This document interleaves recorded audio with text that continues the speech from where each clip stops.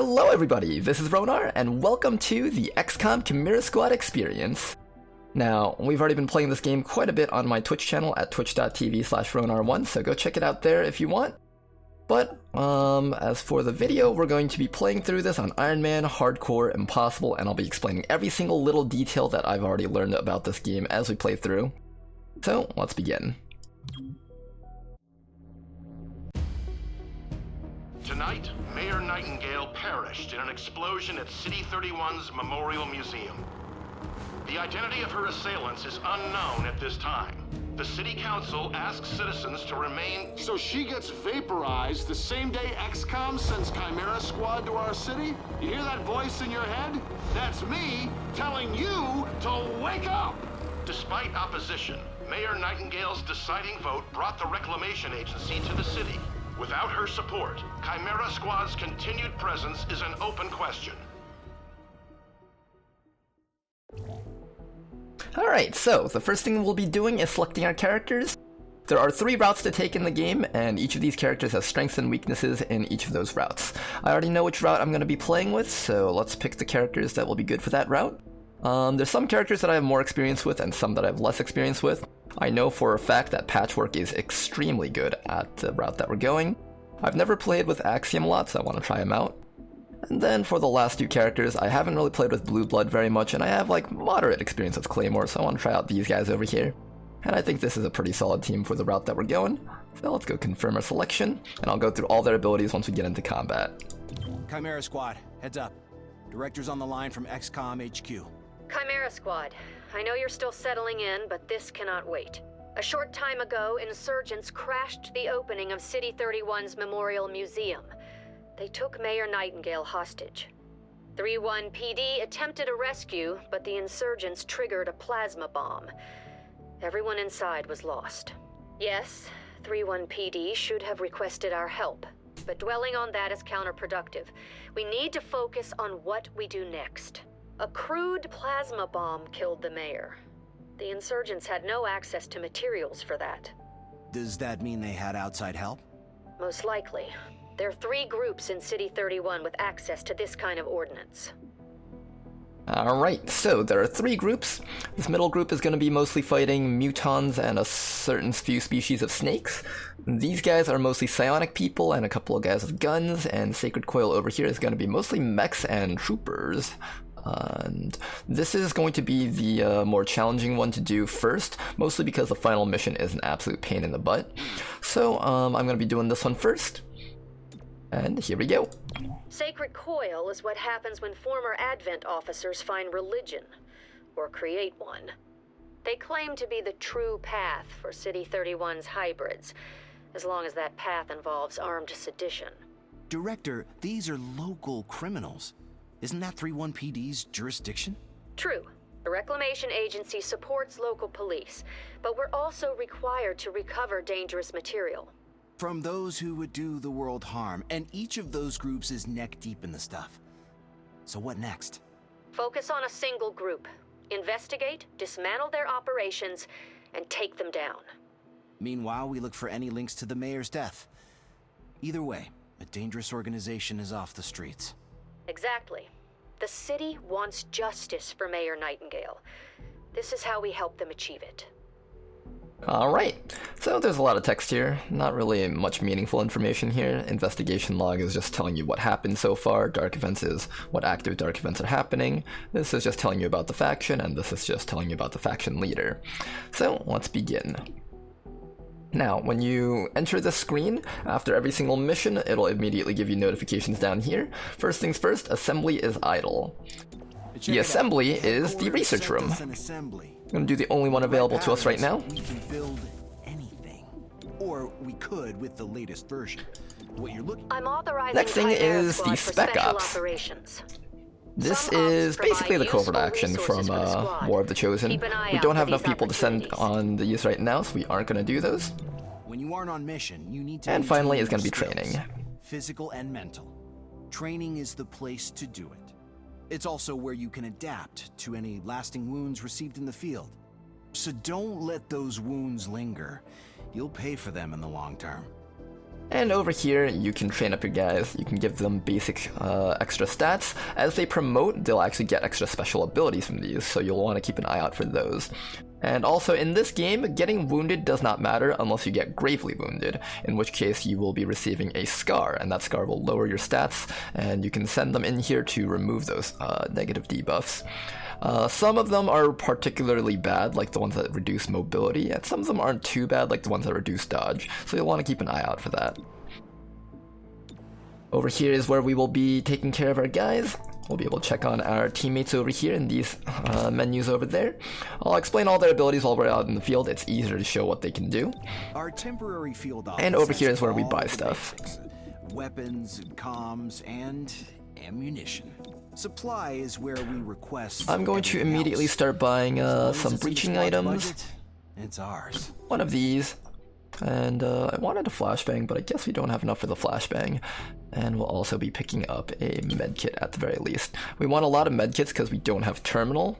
And if you guys don't know, Terminal is like the healer of Chimera Squad. We didn't pick her, but she's kind of like the Mercy from Overwatch, or the Soraka of League of Legends. Basically a person that exclusively heals as their main thing, and they do like a little bit of some of the other stuff. As for items, you want to make sure that you fill up your entire team with breach items because that's a free slot. There's really no reason not to just buy extra stuff if you have. We already have one breaching chart, so I'm not buying an extra of these. Over here, we have one new support grenade to start off with. So these two you guys are probably familiar with, but ceasefire grenades is basically it empties all the ammo in the guns of the people hit by the grenade. This is actually a fairly okay grenade. It's not actually OP in the sense that you might think, because even though it empties the gun's ammunition, reloading only takes half an action, so the enemies are still allowed to stand still, reload, and shoot.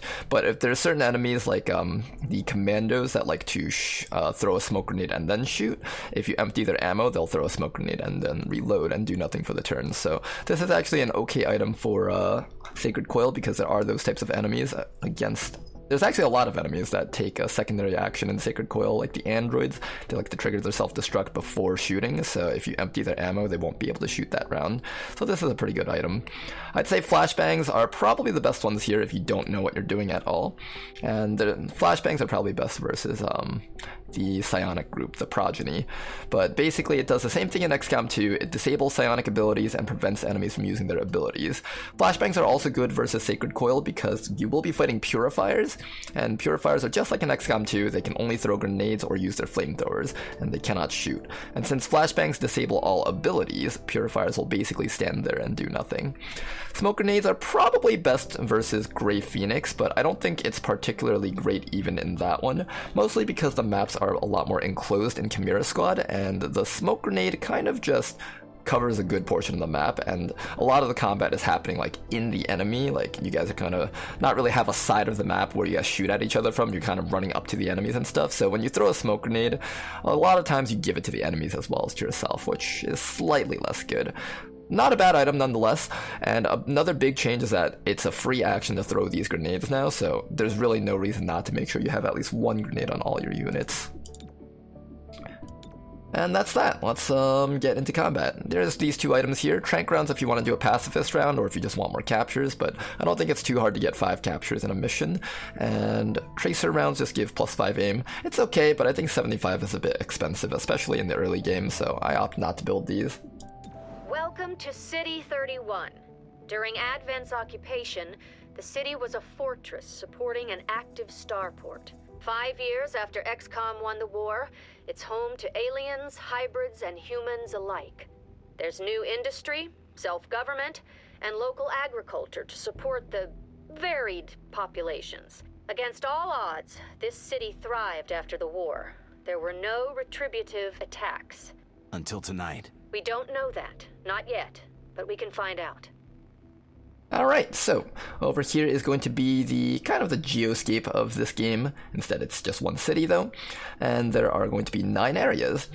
Now you will be able to assign field teams to each of these areas. There's finance, security, and technology, each of them corresponding to credits, Intel, and Elerium, the 3 resources of the game. Elerium is much more of a late game resource. It's used for research and stuff, so you don't really need this early. Credits you will need at every point in the game, because you use that to buy everything that you need. And Intel is mostly a resource that you'll also need throughout the game. Intel helps out your strategic layer, and credits helps out your tactical layer. And when I say strategic, I mean like the mission planning, who you assign on missions, what resources or what research you do, what items you give them. That's basically what strategic planning is, and tactical is when you're actually in combat and your strategy's there. For now, what we're going to do is we're going to head over here and just purchase a security area over here. And I'll just get 10 extra Intel income every single Friday. That's a good thing to have. And that's that. Let's get into the mission. We are not the police. If you see a theft, call it into 3-1 PD and move on. But there is one notable exception. Hostile forces carrying dangerous contraband may attempt to flee the scene. Don't let them escape. Okay, so at the beginning we're going to have a ceasefire grenade and a medkit. I'm going to give the ceasefire grenade to the first person to act, and I'm going to be making the Claymore the first person on our team to do most of the breaches and stuff, and I'll explain why in just a bit.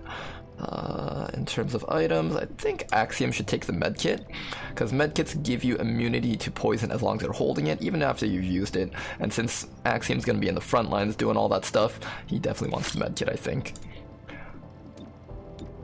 Alright, and that's our squad. 3 projected encounters, door, window, keypad door. Let's begin. X-Cops, move out! The best part about Chimera Squad is the loading screens. Look how fast that took. A security camera spotted Sacred Coil flunkies sniffing around this warehouse. Today, the silent alarm went off. The place is full of Advent-era contraband on the way to a tech vault. Do they have any Muton-sized boots? Our standard issue footwear pinches my ankles. Alright, so, unlike the previous XCOM games, instead of concealment, this is the new engagement mechanic. We have breach. So there are 3 encounters in this mission. Every mission can have anywhere between 1 to 3 encounters. And basically, an encounter is 1 engagement. Think of it as the pod mechanic from XCOM 2 and 1, where there were groups of enemies that walked around and you kind of engaged each pod. But then in those games, you could accidentally activate other pods, and then you'd have to fight like multiple groups of enemies at once. This game does away with that. You get to just run around the map however you want, because each mission is going to be, or each engagement is going to be taking place inside of an enclosed room. So that's one of the better features about this game. You don't really have to play in that artificial way of just kind of hanging back, trying not to activate other enemies. Now, you have different entranceways, and through these, you get to determine the turn order. So, for example, if we did this, right? That would mean Axiom will always be the first to act, followed by Claymore, Blue Blood, and Patchwork. Now, for this particular team, I want Claymore to move first, because Claymore has a grenade that he could throw, and the grenade takes time to detonate. It'll take enemy turn, take a couple of rounds to detonate, and we want to throw this as early as possible before other people act. And that way, if we want to detonate the grenade extra early, someone else can shoot the grenade. Next person I want to act will be Patchwork. Patchwork is the anti-mech unit of the team. She's kind of like the specialist from XCOM 2, except on steroids. And having her take control of an enemy turret early on in the fight is really good for us, because that forces the remaining enemies to redirect their fire towards that turret most likely. Then afterwards, I'm going to send in Axiom and Blue Blood. That is how I want the order to go. Now, I might not want to send them all through the same entranceway though, so let's think about this for a bit. Units can use run and gun ability on their first turn, successful shots on enemies will crit, and first unit through this entrance will have their weapons disabled. So obviously going through here is pretty much a bad thing, so we don't want to go through here first. I think what we'll want to do is we'll want to have the highest damage dealers move through this door first, so Claymore probably wants to move through here first. I want Patchwork to move in through here so we can get this bonus, because I want her moving second. Now, this is number 1 as a breach slot, so everyone going through here will take their actions first. If I push this one up to number 1, then everyone going through here will take their actions first. But side door number 1 is fine by me, and we'll want to not go through here if possible. We actually don't mind if Axiom gets his weapon disabled because he's a melee attacker, so we'll actually send Axiom through here and have move number 3. And as the number 4 mover, we're going to have Blue Blood going in through here, getting the running start. And that's that. Alright, X-SWAT, X-Cops, get in there. Don't bunch up. Don't bunch up as we proceed to run inside the room and bunch up. Nice! Alright, so as soon as you enter a room, you will immediately get the jump on the enemies. In this case, they are all just surprised, so we will just start shooting. One guy down. 2 guys not down. Almost killing the mech. Not quite, but Blue Blood can finish him off. Nice job. Alright, now one of the biggest things that you'll notice is that there's new objectives that you can have in this game compared to XCOM 2. It's much more varied now. In this one, we are preventing them from escaping. Now, it's okay if they escape this round, and it's okay if they escape the next round. It's just not okay if they escape on the 3rd round. So that's something to keep in mind. There's 2 enemies right now, and you guys will see that there is now a brand new order. So, unlike the previous XCOM games, this game will have the interleave turns mechanics, which is actually a very good thing for the game. The theory behind this is, imagine XCOM 1 and 2 are basically like chess, except instead of regular chess, white moves all of their pieces first, then black moves all of their pieces second, then white moves all of their pieces again on the next turn, and you can see how that easily leads to an unfair advantage being granted to XCOM. So, in this game, you will have interleave turns where the enemies will get turns in between, and that makes for a much more interesting combat. Much more meaningful decisions for players to be made, and immediately you will see that this guy is moving second, so what you should be doing is focusing on killing this guy or disabling this guy that's moving second. Normally you'll be thinking about how you can kill them, but if you can't kill them, you would disable them with like a ceasefire grenade or something of that nature. Now, the other mechanic in this game is captures. You may now capture and interrogate criminals with the subdue ability, which always hits, but will only do 2 to 3 damage, so you gotta weaken down your enemies before you can actually subdue them. Now, how captures work is if you capture 1 enemy, you have a 20% chance of getting 20 intel after the mission. If you capture 2, that goes up to 40%. If you capture 3, 60. Capture 4, that's 80, and if you capture 5, that's a 100% chance of just getting 20 intel. So your goal should be to capture 5 enemies per mission if possible. Androids don't count, obviously, and that's an android right there. So let's go see what we can do here. Unfortunately, I have no way of capturing this guy before he takes an action, so I think what we'll do instead is probably kill this guy because he's about to escape. I don't think this guy can escape this round. I could be wrong. I could be wrong about that. I do want the capture, though. We'll go for the kill in the mech. Let's do that first. Don't have to use any of our grenades or anything. I'm just gonna start shooting. Try to get some damage off on that mech. Shotguns are very good in this game, if you guys are wondering, because everything's always in close quarters, and the guy did get away, actually. It's unfortunate. Let's go beat up this mech. So the subdue is 100% accurate. Patrick also has the chaining jolt, which is also 100% accurate, but we'll use this instead. Alright, first engagement complete. You automatically reload after every engagement, but you do not heal up. So if you have the chance to heal up before you finish off the enemies, you should. Specialized mech parts. The kind you can't easily replicate. Those parts are easily smashed. I don't see the problem. Alright, next breach. Once again, we're going to do the exact same thing if possible. Units automatically enter Overwatch after the breach. Successful shots on enemies during the breach will stun. This one's a really good one. Anytime you can stun enemies during the breach, it's really, really nice. I think what we'll do is we're going to start by sending in Claymore and Patrick through that door. First unit through this entrance will be rooted for 1 round. We probably don't want to get rooted. First unit through this entrance is guaranteed to land their shot, and you get a running start from this one. I think what we'll do is we'll put in Axiom through this one, and then we'll put a Blue Blood through this one. I don't think I mind if Blue Blood gets rooted, because he's just going to be shooting, so that should be fine. And of course what we want is for these guys to move first, Axiom to move third, and Blue Blood to move fourth. Alright, let's do it. Entering. Breach! Breach! Breach! Alright, we haven't gotten any captures so far, so our goal is to try and get some captures if possible here. Although we're kind of just killing them right now. Not very good cops if you ask me.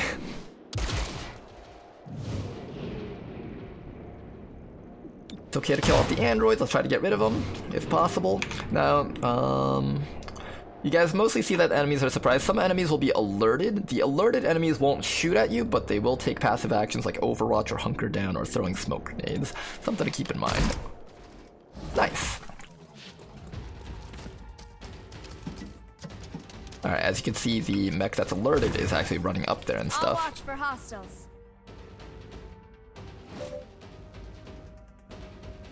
Alright, so these two are the ones trying to escape right now. If we stop them now, they won't be able to escape, or we could ignore them and focus on the other guys that are about to take actual offensive actions towards us. Either one is fine. I think what we're going to do right now is we can start by throwing the grenade, so I think now's a good time to start explaining all of our abilities. So Claymore over here has the Shrapnel Bomb. This Shrapnel Bomb is a lot like the Claymore that the Reapers had in the War of the Chosen, where basically you can throw this bomb, it'll take half an action, and it won't detonate. It's not like a regular grenade. In fact, you don't actually have regular grenades to start with in this game because they were extremely broken in the previous 2 games. So right now we have the grenade. The grenade actually has its own turn to detonate, so it'll take some time before it explodes. And you can shoot it early, a teammate can shoot it early, anyone can shoot it early, or you can just wait for it to explode. Now, number 4 will not be taking an action before the grenade detonates, so we don't really have to worry about that. I don't want to kill number 4 because I actually want to capture number 4 if possible. And I don't really have a way of capturing him unless I detonate the bomb early. I want to detonate the bomb and then let Patchwork get the capture on him next round. Patchwork is close enough to do so, and that's exactly what we're going to do. So let's start by detonating that. Nice. Nothing beyond our reach. First commando is going to run away, that's completely fine. It'll just make the final room a little bit tougher for us. Now, Patchwork over here has 2 abilities to start off with. Patchwork has the Reprogram ability and the Chaining Jolt. Chaining Jolt is literally just combat protocol from XCOM 2. It does 4 damage and extra damage versus robotic units. And Patchwork also has the Reprogram ability, which has a small chance, or not a small chance, a pretty high chance actually, of taking control of robotic enemies. It's smaller when it comes to tougher robotic enemies like mechs that you'll be finding later on, but for now, the androids are easily taking control of this. Now, another thing to keep in mind is that Reprogram takes only 1 action with Patchwork. So Patchwork can actually reprogram a mech and then Chaining Jolt another mech or another enemy, or she can reprogram, and if that fails, Chaining Jolt the mech that she failed to hack. This makes Patchwork extremely good versus Sacred Coil, because Sacred Coil is the only faction that I've seen so far that actually runs mechs, and they run a lot of them, some of the really tough ones you'll see later on. And Patchwork is definitely like a very high tier choice for this route. So if you guys are going Sacred Coil, I would highly recommend Patchwork. Right now what we're going to do is we're going to attempt to reprogram that android. Overloading target. And immediately after that, even if we fail, and we don't fail, which is great, we are going to go for the Subdue. So the Subdue ability, as I said before, is the capture option, which we are going to do right now. Target is Nice. under arrest. And all that's left is the final enemy up there. That is going to be the mech. Now, we did pick up the run and gun ability from this breach point. Run and gun, if you guys haven't played XCOM 1 and 2, is the ability to take an action after a dash. We're going to activate that right now. Another thing that, I guess I'll explain Axiom right now, is that Axiom is the mutant of the team. He has 2 abilities, Psych Up and Smash. Now, he has a special resource bar called Rage. Now, how it works is he can raise his rage using Psych Up, which is a free action, so you can activate this whenever, and it is just free, and you'll get a point of rage. And increased rage will increase your chances of disabling enemies with your smash attack, which we'll look at later. And it will also increase your rage, and if your rage increases too high, you will go into a berserk state where you lose control of Axiom and he just attacks enemies however he wishes. So that can be a double-edged sword kind of thing. And he also comes with Smash, which is an 80% chance of hitting right now. Things like smashes, plus 15 accuracy, along with the 65 aim. So I'm hoping eventually it becomes a 100% accuracy move. I'm not really sure. A little bit risky if you ask me for early game, but we'll see. Axiom charges to a target and smashes down with both fists. Chance to disorient, stun, or render unconscious. Higher rage improves the chance to apply a disabling effect. For this attack right now, it's 3 to 6 damage. If we shoot, it is actually 4 to 6, so it's slightly higher if we just run and gun up and shoot this android. So let's start with that. We also have crit chance on the shot as opposed to if we just use our rage. Now, you guys will see back here there are civilians. As long as you don't kill the civilians, it's fine. You don't have to rescue them. Killing civilians will have negative repercussions, but rescuing them doesn't really do anything for you. Also, if you guys will notice closely, the snakes actually have, like... I noticed this on stream, too. The snakes have, like, little snake skirts. And some of the other snake species have, like, snake shoes, which I find funny. And also, you see that the sectoids actually wear clothes now. Makes you wonder how the sectoids felt in XCOM 2 when they weren't wearing clothes. Take him out. Nice job, Axiom. Oh man, the classic Advent chest thump. Now after you clear out all the enemies, any hacked enemies, even though it says hack effect lost, they're not going to be a threat. Don't lose them in the warehouse. Alright, this is where we can't let them escape now. Well, let's make sure we do well on this engagement. Successful shots at enemies during the breach will stun. Definitely this one's a really good one. All units through this entrance get plus 50 dodge for 1 round. I think we probably want to give this one to Axiom, and units automatically enter Overwatch after the breach. Okay, so we have 1 capture so far. If possible, I'd like to get like maybe 4 captures through this door, but if not, that's fine. We're going to start by sending in probably Claymore. Claymore and Patchwork once again will go through this door. I find that it's best to give this door to people that have weaker guns. That way they can actually stun even if they don't kill. Although in this case I want to send in Patchwork because her gun is weaker, but I also want to send in Claymore because I want him to move first. Then after that we will have probably Axiom go through here. Axiom likes to run into the enemies just to point blank range and stuff, so I think giving Axiom the plus 50 dodge will be good. Let's push him up to number 2. And for the final entrance, we're going to send in Blue Blood. Units automatically enter Overwatch after the breach. Sounds pretty good. Let's get in there. Moving in. Don't bunch up. Alright, X-Cops, get in there. Apprehend the criminals. Stop criminal scum. Now, this is the enemy that's on alert. He'll be taking actions, but he won't be shooting at us. This guy is aggressive now. Aggressive enemies will shoot at you, so they should be taken out as quickly as possible, if possible. If you don't think you can take care of all the enemies, you can either choose to take the damage in terms of HP, or you can use Cover Rush, which gives you 75 defense and 75 dodge, which is a huge amount of defense. Like, most enemies don't even have 75 accuracy, so they basically have a 0% chance to hit you. And even if they do hit you, like, some enemies have like 80 accuracy or something, even if they happen to like hit you on the 5%, you're very likely to dodge it. I'm gonna go for the shot though, don't really mind too much. 1 down, not too bad. Let's see if Patchwork can get that android. Nice. Another aggressive enemy over here, we can just knock him out just like so. He's instantly downed. And finally, 1 more shot on that android, hopefully. Not gonna take him out though. He does get a shot off onto us, and he does 4 damage. Oof. That's a big one. Probably should have just put Blue Blood into I see the target. Into a Cover Rush state. Now, for this final room, only 2 enemies are allowed to escape. As soon as the 3rd one escapes, we instantly lose. And if you guys don't know how Chimera Squad works, no missions can be lost. Unlike previous XCOMs where it's okay to lose people or lose missions, if a person dies, you lose. If you lose a mission, you lose the entire campaign. And since we're playing on hardcore mode, our entire save file gets deleted. So we gotta be very, very vigilant about losing people here. So first things first, we have 2 androids here. I want to get rid of them as quickly as we can, so we're going to start off with that.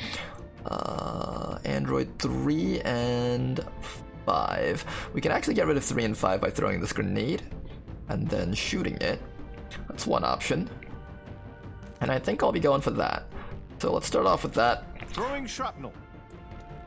I can work with that.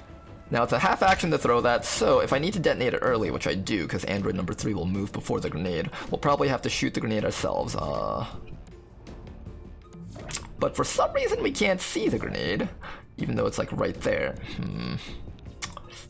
That's a little bit problematic. We also have the ceasefire grenade, which is a really good item. But I don't want to let them escape though. Which ones are trying to escape? This mech is going to escape. He's going to be the number 7 one. So he's gonna be moving a lot later. So we have a chance to deal with him. The commando will be escaping and we definitely don't want that.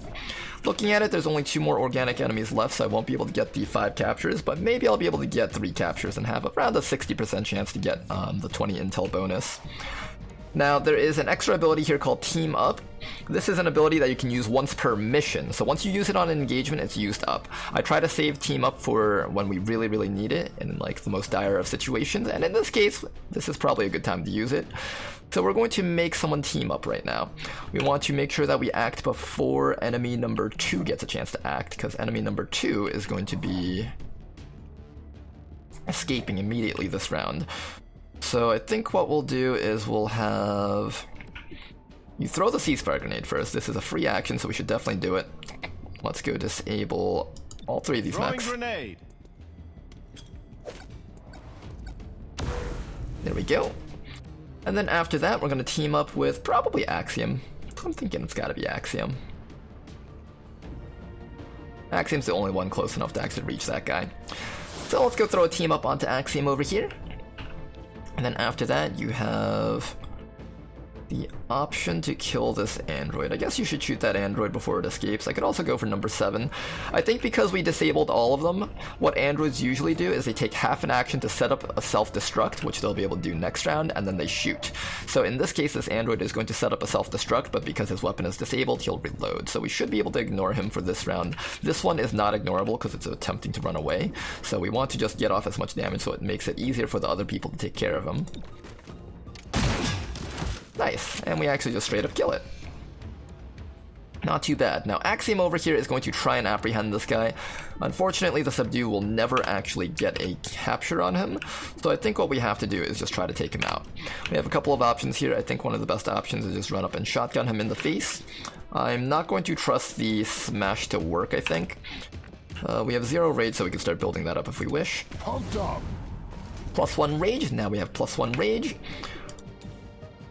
I could go for the smash. I would like to try to stun him and then maybe get a capture on him, but I don't think that's safe. He'll probably just run away and that loses us probably EXP. I don't know how the EXP mechanic in this game works, but if it's like any of the other XCOM games, I'm assuming each kill or apprehension will give you a point of EXP.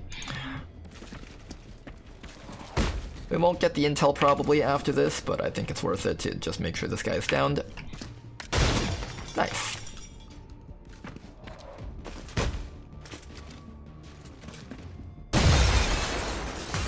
And the grenade explodes. Apparently it didn't do any damage to the guys up here. What?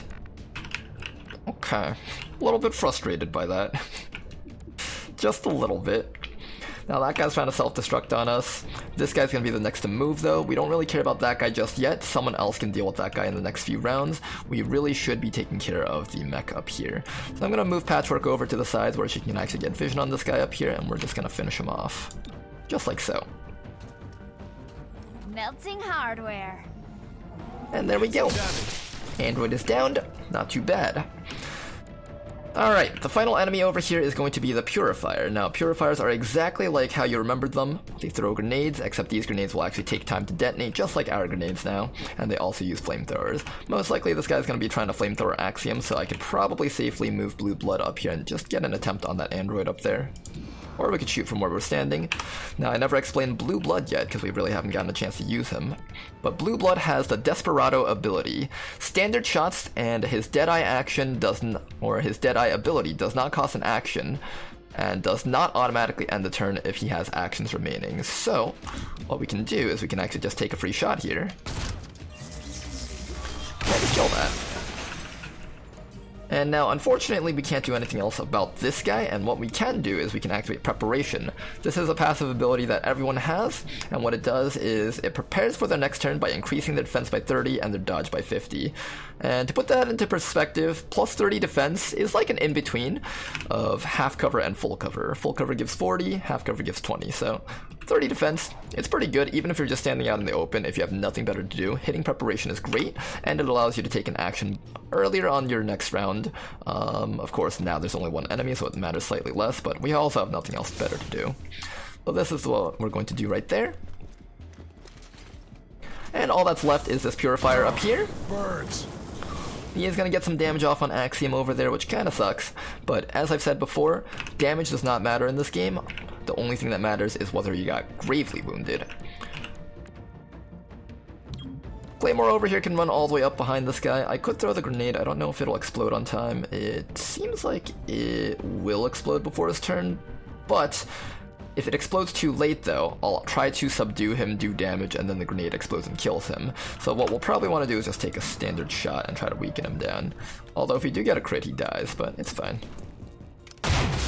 Nice, we get a miss. Even worse. I'm about to burn up. It's okay, hang in there, Axiom. Now, as you guys remember, burns from the previous games will prevent you from taking certain types of actions, like activating your abilities, but it does not prevent you from doing melee attacks as well as standard shots. So we can activate a medkit heal on ourselves. Just fix up our HP a little bit more. Now, you will get lit on fire, but that's completely fine. All I care about is getting off the damage. Nice. Bit of damage on the purifier, and eventually we should be able to apprehend him with one of our guys. That is going to be Blue Blood's job. Get him, Blue Blood. And there we go, knocking him unconscious. Not too bad. 2 wounds, but that doesn't really amount to anything, so that's completely fine. No civilian casualties is what we like to see. 2 enemies captured, so from 2 enemies captured, there is a 40% chance to earn 20 intel. Not too bad. Let's head back to base.